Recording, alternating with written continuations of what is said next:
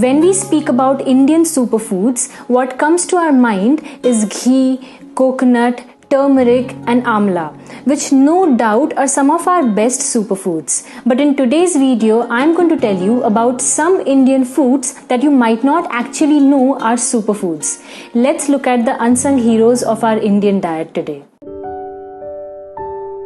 By definition, a superfood is something that offers us not one or two, but multiple health benefits because of an exceptional nutritional profile. But an important characteristic of a superfood is that it should be something that is local to where we live, should be pocket friendly, and should have a time-tested value to it. So by that definition, foods like kiwis, avocados and kale might be superfoods in places where they are produced. They are not produced locally in India and hence they do not tick the box of being superfoods for us.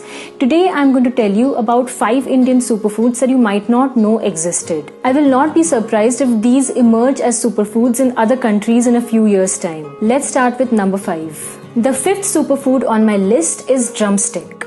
Drumstick tree is known to us Indians since a really long time. What we are most familiar with are the long pods of drumstick that are added to curries and sambar and cooked until soft. These drumstick pods and the seeds inside are rich sources of vitamin C and B vitamins. In fact, there is experimental evidence that the seeds retain their vitamins even after cooking. The leaves of drumstick tree, famously known as moringa leaves, are a powerhouse of nutrients. They are cooked like any other leafy vegetable in some parts of South India. Moringa leaves are used in several feeding programs across India to fight malnutrition in children and in adults. In Ayurveda, there is mention of use of moringa leaves, flowers and roots as therapeutics with amazing healing properties. The powder extracted from leaves of moringa are already becoming a rage in the West, and it is time that we Indians bring back home this amazing superfood that is so native to us. The 4th superfood is sabudana or sago pearls.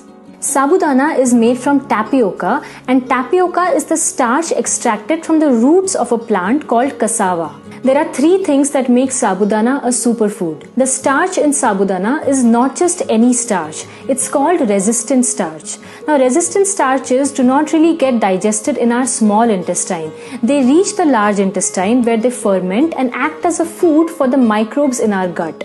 In other words, the starch in sabudana acts as a prebiotic for our body. Sabudana has zinc, which is an essential element for the good functioning of our immune system, and also it is required for good hair. Sabudana is a high energy food. So if you are someone who feels fatigued or lethargic during the day, you must make sabudana a part of your breakfast or your lunch. This is also probably the reason why sabudana is eaten during Indian fasts. Sabudana can be made into a savory breakfast item like khichdi or into a dessert item like sabudana kheer. The 3rd Indian superfood on my list is yam. Yam is basically a tuber that grows under the soil.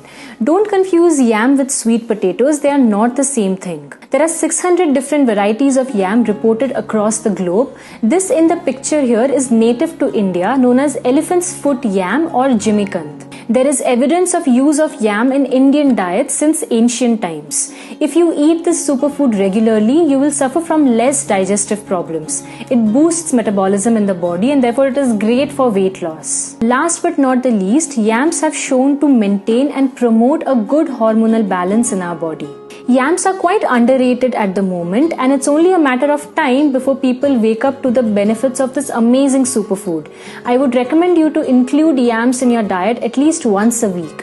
You can boil them, stir fry them, or even roast them. On number 2, we have sattu or roasted gram flour. Sattu has stood the test of time from being called the poor man's protein to now gaining popularity among masses. Sattu has about 20% of protein and it is also a good source of iron and calcium. Sattu has a good amount of fiber and it is recommended for people with digestive problems. It is also a high energy food. There are 2 popular ways of making sattu a part of your diet. Sattu, when mixed with water, becomes an excellent cooling drink which prevents people from summer strokes. The famous Bihari littis made out of sattu or sattu parathas are an excellent winter food that keep the body warm. The number 1 superfood on my list today is the mighty yet humble jackfruit.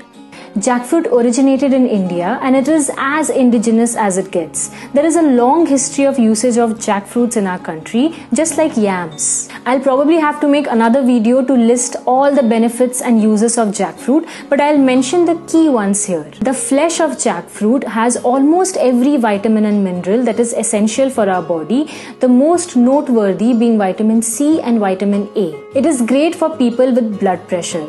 Scientific studies have reported so many antioxidants in jackfruit, and it is easily said to be one of the best anti-aging foods that you can have. The raw form of jackfruit, often called as mock meat, is usually cooked and made into curries or biryanis, while the ripe form of jackfruit is more yellow in color and sweeter in taste, and it is eaten as it is. The seeds of jackfruits are little wonders in themselves.